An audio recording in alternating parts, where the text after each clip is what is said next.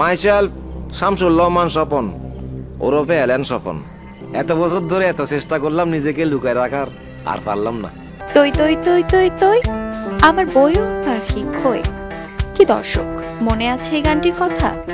হ্যাঁ, এই গানটি মাইসেলফ এলেন স্বপন সিরিজটির একটি গান।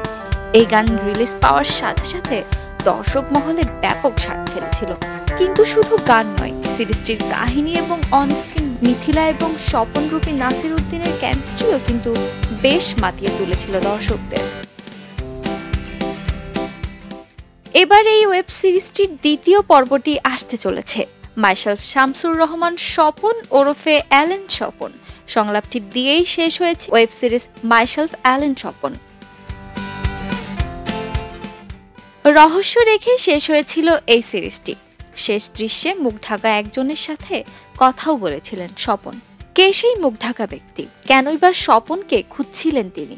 এমন আরো কিছু প্রশ্ন রেখেই শেষ হয়েছিল এলেন স্বপন নির্মিত প্রথম ওয়েব সিরিজটি। সে সকল রহস্যের জটি এবার খুলতে চলে এসেছে মাইসেলফ এলেন স্বপন 2 এর ঘোষণা। 14 মার্চ দুপুরে চরকির ভেরিফাইড ফেসবুক পেজ থেকে ঈদ উল ফিতরে সিরিজটি দেখতে পাবেন দর্শকরা। অ্যানাউন্সমেন্ট ভিডিওতে দেখা যাচ্ছে ছড়িয়ে ছিটিয়ে থাকা অনেক টাকার মধ্যে এলেন স্বপন, মুখে তার সেই চিরচেনা হাসি। ভিডিওতে চট্টগ্রামের ভাষায় একজনকে বলতে শোনা যায়, আমার 400 কোটি টাকা কোথায়? এরপরেই মুখ খোলেন এলেন স্বপন, বলেন আপনাদের কারণেই বাইরে আসতে হলো আমার। মাইসেলফ শামসুর রহমান ওরফে এলেন স্বপন। সিরিজে 400 কোটি টাকার রহস্য এখনো অধরা। এত টাকা আসলে কার এবং কোথায় লুকোনো আছে, সেটিও একটি বড় প্রশ্ন হয়ে আছে ভক্তদের মনে। চট্টগ্রামের মাদক ব্যবসায়ী থেকে স্বপন কিভাবে হয়ে ওঠে মানি লন্ডারিং এর মূল হোতা, সেই গল্প নিয়ে গড়ে উঠেছিল সিরিজটির প্রথম সিজন। নতুন সিজনে বাড়তে পারে স্বপনের কাজের পরিসর, বদলাতে পারে কাজের ধরনও। নতুন সিজনে চমক হিসেবে নতুন শিল্পীদেরও কিন্তু দেখা যাবে।